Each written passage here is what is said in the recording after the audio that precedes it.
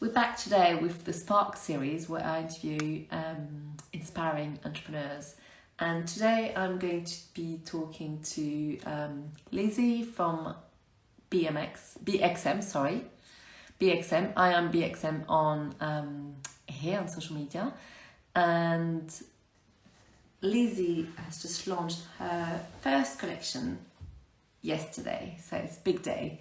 Well, yesterday was a big day, but today is another big day. And she's designed and is now selling bras for fuller busted ladies. Lizzie's here, so I'm going to. Here she is. And she's going to tell us about the launch and her products. And then we'll talk about production. Hi, Lizzie. Hello. How are you? I'm good. How are you? I'm sure you're really excited about everything that's happening this week. Yeah, I know. It's been amazing. It's been amazing so far. Amazing, great. So do you want to, I've introduced yourself very briefly, but do you want to tell us a bit more about yourself, the business and your products? Sure. So I'm Lizzie.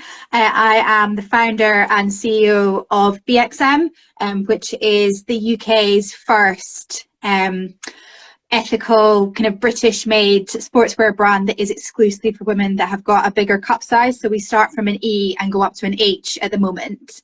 And it launched yesterday, which is what's so exciting. But I've been working on it for about a year or so, and I probably had the idea 10 years ago, and it's taken me a bit of a running jump to get started. And so our website launched yesterday, and on the website there are two different bra designs. So there's a high impact design and a medium impact design. The high impact design is called Limitless and the medium impact design is called Fearless. And then we also have a limited edition collection of 3 t-shirt designs that were done in collaboration with an illustrator called Laura, who they're all kind of boob and body positive designs that are kind of made to create a bit of a statement when you wear them and kind of just celebrate boobs and bodies and everything else. So yeah, that's it. And then we also sell guppy bags as well that are a kind of microfiber catching bag that we would suggest that you wash your bra in to kind of catch microfibers and stop putting them in the ocean and stuff like that. So yeah, that's kind of a little bit about the business, a little bit about what we have on the website and everything else. Great. So it's taken you over 10 years, maybe. Not from the day you started that, but you've done it, which is amazing. yeah, eventually. Great. So I know it's taken you maybe a bit longer before you launched than you had initially planned. Maybe for some personal issues, but also production issues. And today I'd love to get your take on that, because I know a lot of people, when they start their business and they've got to go through production, find a factory, and get the samples, and it can be a bit scary to start with, and then it's a big learning curve, I guess, for you. Yeah, I think that, so I originally thought I would launch in January of this year, and we're now launching in May. And I think a bit of that was to do with my own kind of underestimation of how long it takes to get something from a flat design into a fully fledged product that you can sell people. But also, there have been various different delays through things like COVID.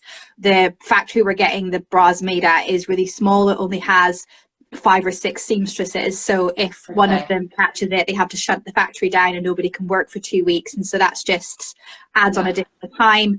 And then also things like Brexit and other import issues that meant that it was taking longer to get stuff. So our fabric is made in Italy and the fastenings on the bras are made in Austria. Well, actually one of them is made in Ukraine, which was also a problem. So it was just all those things that are all kind of things that you have no control over. They're nothing to do with you or the factory or anything else. They're just parts of life, and you have to just kind of keep on going and just hoping that things will work out and it'll all be okay. So how did that feel when you initially said January and then had to delay and delay and delay again a few times? How did that feel? How did you feel at the time? Every time, maybe? It was it was frustrating. It was very frustrating. And I was very lucky in the sense that our kind of community of people that have been following the business right from the very beginning, have signed up to our mailing list, follow us on social media. They're all really supportive and they're all very understanding of the situation. So I suppose from that perspective, we were very lucky, but it was very frustrating. You know, I wanted to get the products out into the world. I wanted people to see what we've been doing. I hated being that person that felt like I was letting everyone down by having to constantly delay it, even though there were things that were outside of my control. So it was frustrating, but at the same time it was also very heartening that people were very understanding about it and were happy to hang on that little bit longer. And you know, from that perspective we were very lucky. So it was a bit of a bittersweet, I suppose.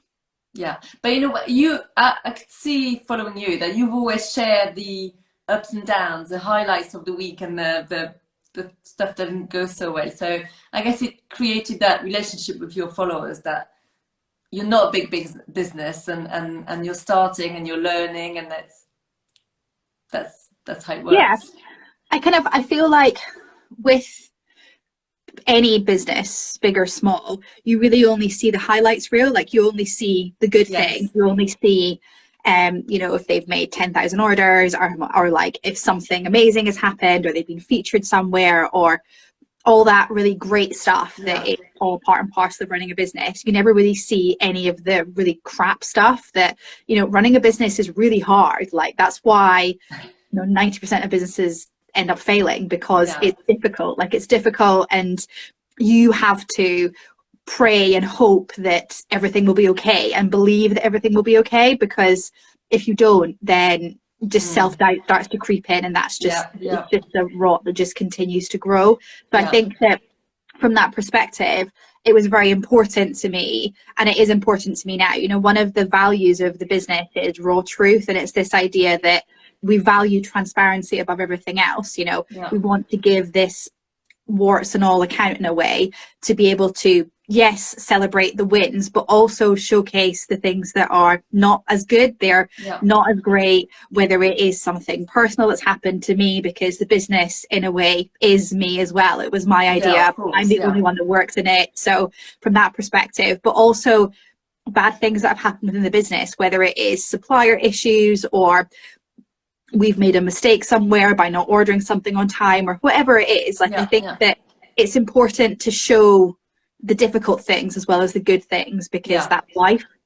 I think it's very inspiring to many other entrepreneurs who are facing the same problems, or maybe different problems, but problems as well, and to know that they're not the only one. Well, I think you know, I think that if you don't see any of the bad things that happen, if you run a business, you automatically assume that your business is doing terribly, because everyone else's business is excelling and everything that is happening in their business is amazing, and you're feeling really terrible about yours. And so it kind of just makes everything worse. So I think from that perspective, I want to be the business owner that I wish that I had seen when I was starting my business, basically, because for me, I get a great joy out of inspiring and helping other people, and so I want that to be reflected in my business, in the way that I run my business, as well as everything else. Great, amazing. So do you want to tell us how you found, you said your factory is a tiny little factory, if we can call it a factory, I'm not sure. How did you find these people? So I worked with a kind of fashion brand consultant called Claire. So I did a live with her yesterday on my live series, and she has been amazing. Like, she basically works as a bit of a freelance production manager, and so she has loads of knowledge and loads of contacts, especially for somebody like me who I came from a background in kind of marketing and market research, so I understood that side of things, but knew absolutely nothing about production or all the kind of bits in terms of manufacturing. So Claire already had an existing relationship with that factory, and so I was able to then kind of build a relationship with them myself for business. And it kind of means that moving forwards, if I want to do anything else with them, we've got a couple of other things in the pipeline in terms of other pieces we're going to be bringing out, and I can work with the factory directly for all of that, because I've built the relationship with Claire's help. But without Claire, I definitely would have been able to find them. You know, she really was the one that nurtured that relationship and kind of almost brought them to me in a way. Yeah, I understand. Great. I guess it shows how getting some help early on makes a difference. Because sometimes you wait until later when you've got money, but then you wasted time and money as well. Yeah, I mean, I think that a huge learning for me is that although I am the one that is building my business, you cannot do everything on your own. You know, you need to understand where your limitations are and reach out to other people who have that knowledge and expertise to help you. You know, although it is, against almost in a way, it's like my name ahead above the door, you know, it's my business, but I've worked with loads of different consultants and kind of experts in lots of different areas, from kind of like product marketing to production to social media to you know, designing and branding and all these different things. And I think that you almost kind of get the benefit of all of their knowledge, but also they act as a bit of a kind of sounding board for whatever it is that you want to do. So I think from that perspective, like existing in a vacuum all the time will kind of eventually, in my experience, hamper your business rather than help it grow. Definitely, completely agree there. In terms of production again, how many times did you have to adapt your design and change your design a few times when you had it go through production, samples, change again, samples? So we originally I originally wanted to have a design that the high impact bra had like a crossed back on it, so the straps crossed across the back, because I really liked the idea of it having a bit of detail, you know. But I used to get very frustrated by the fact that you would see all of these lovely bras for smaller bust sizes that had really nice back details and stuff, and then you would get to the big bust size bras and they would just look like a bra, or like a bra with like some ugly straps, and that was it. There was nothing else. And so I really wanted to create something that had a bit of detail, a bit of something that made it feel a bit sporty, a bit different. But when we actually got into testing, so when we made the first sample was made with the cross back straps, and we found that actually it wasn't giving the support that we needed, and so we then had to pivot the design to the double strap that we now have on the Limitless design. And so there have been things like that. And then we went through 3 rounds of sampling. One round where I was just testing it, so the bras were kind of made for me, which in a way was great because it meant that I could do the testing myself, rather than usually you would get a fit model to test it and then they would give you feedback, whereas I could almost get like inside the bra, if that makes sense, to test it. So we did that first, and then we did some iterations in terms of things like adding in the second strap on the back and where it was going to be positioned, because originally it was like way up your shoulders, which was really hard to do up unless you could do some serious contortion. So all of those sorts of things. And then we went into testing. So that was where we tested it with a couple of different model sizes. So when you make a product, it then goes through what's called grading, which is where you take the fit size, which was my size in this case, and you then basically use that as the basis to then make all the other sizes off of.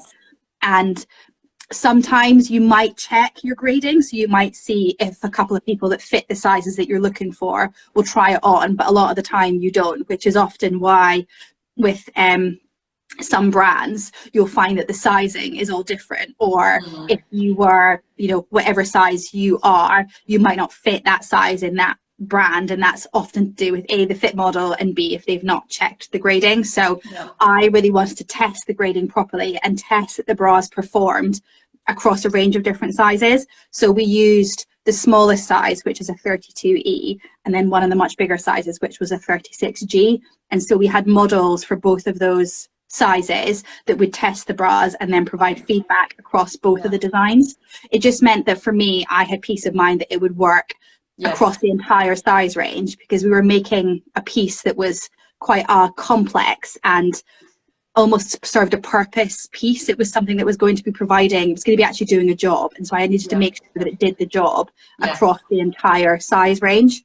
And so that was in itself a bit of a learning, because we did the grading and then the grading wasn't done properly. So the smaller sizes, it fitted great, but the bigger sizes, it was way too big. And so we then needed to get all the samples remade with the correct grading. So stuff like that just added time, but also was a huge learning for me. You know, I think if we were going to bring out an additional design, I would have kind of gone through this process already with the 2 designs that we have. And so in a way, the time and the effort that it took for me this time was worthwhile, because it means that any other bra styles that you bring out, I know exactly what I need to do to make sure that it's perfect, you know, second or third time round, rather than going through rounds and rounds of sampling that we did for the 2 designs that we have. Yeah, I mean, I think it's quite often the case that the first time round always takes a lot longer. Whatever you do, the first time round is the longest, and then after that, it doesn't mean that it's quick and easy, but it's easier. Yeah, exactly. So I was going to ask you, so you have answered the question, I guess, but what would you do differently the next time? So I know it won't take so long already because you've got some basis, but yeah, if you could do it again, maybe, or what would you do differently? What would I do differently? It's a very good question. I think that what would I do differently? Or maybe you wouldn't, and maybe I don't know if I would. I don't know if there's anything that I would do differently, because I'm not necessarily sure if there was much in my control that kind of edited the process at all. And like I think you say, you've learned so much from the process that it was necessary to go through and I think mistakes. And one thing that I would do this time that I didn't get to do last time is that I would have more in-person meetings with the factory. Unfortunately, because we were in lockdown for a large part of when I was working with the factory, we had to do everything over Zoom. So actually, one of our final sampling sessions where they were kind of looking at the bras and I was giving feedback from the testers was the first time I'd actually gone to the factory and met them in person, just because we weren't able to do that because of COVID. And actually, it was probably the first time that they had been able to see someone wearing the bras, and it was actually extremely valuable for that to happen, because it meant that things moved much quicker. It was much easier for me to give feedback because I could show them directly on the bra rather than doing everything over Zoom. So I would say being able to go to the factory and meet the seamstresses and give them the feedback directly rather than doing it over a video call was something that was completely invaluable, and it's something that I would definitely try and do more of if it's possible for any future designs that we do, just because it made the process so much easier. Yeah, and I guess the relationship is slightly different when you can really be face to face. So I think it also makes it human, you know, being able to go and meet the women who are making the bras makes the whole process feel so much more human. And it's something was one of the reasons why I'm so passionate about getting the bras made in the UK, because I want to be able to easily go and see the factory and meet the girls that are making the bras and really build a relationship with them, to be able to have a real human connection with them that I don't know if I will be able to do if the bras were being made overseas. Of course, yeah. No, I was going to say, it makes a big difference to be made in the UK, where you can just travel there, even if it's not next door, but you can still go for the day maybe, or overnight. And I guess, like you said, building the relationship with the ladies that actually make the bras makes a big difference in how they feel about your bras as well. They probably want to do a great job if they know it's for you, rather than just somebody behind a closed door on the other side of the world, maybe. Or I mean, I actually went to pick up the bras. So the bras are made just outside London, so it's maybe like an hour to an hour and a half drive from my house. And so I went to go and pick up all the bras when the production was finished in person. And the lady that runs the factory was saying to me how much the women had enjoyed making the bras and how proud they were of them. And I think a huge part of that is the fact that we had really built a connection together, and they really believed in the brand and believed in the product. Great. And when your business starts to grow, which hopefully very soon, and you produce more, can you stay? I mean, will you have to change factory, you think, or is that going to be another hurdle in a way? I think so. My kind of business model for the business is that I want to make it I want to, as much as possible, kind of maintain slow and sustained growth, both because I don't want to produce a lot of waste yeah. with products.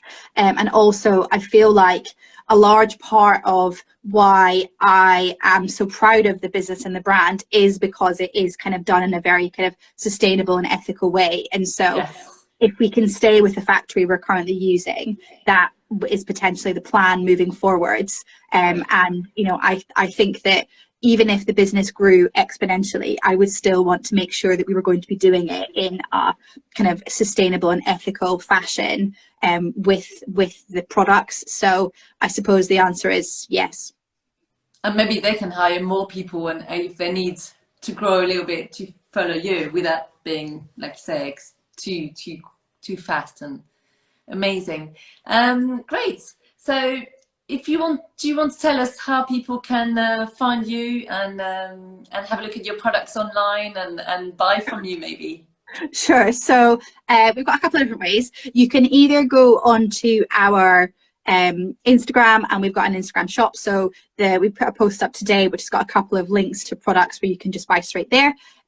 You can also buy through our Facebook page. So our Instagram account and our Facebook page are both Iamb.x.m, and our website is Iamb.x.m, and everything is on there, and you can buy all now. And we also offer free shipping and free returns. So if you're not sure about anything, you can always buy it and then return it later free of charge if it doesn't fit or you're not 100% sure about it. And do you ship in the UK only, or do you ship everywhere? So it's only UK shipping at the moment. We may look to do international shipping in the future, but it's just UK at the moment. Yeah, understandably. Can't do everything at once. Great. Exactly. I had one more question, but I can't remember what it is now. No, I can't remember. It's gone. That's okay. Thank you so much for joining me today. That's not a problem. Wishing you all the best with your new collection. Amazing. Fab. Great. Okay. Talk to you soon, Lizzie. Speak to you soon. Bye, everyone. Bye.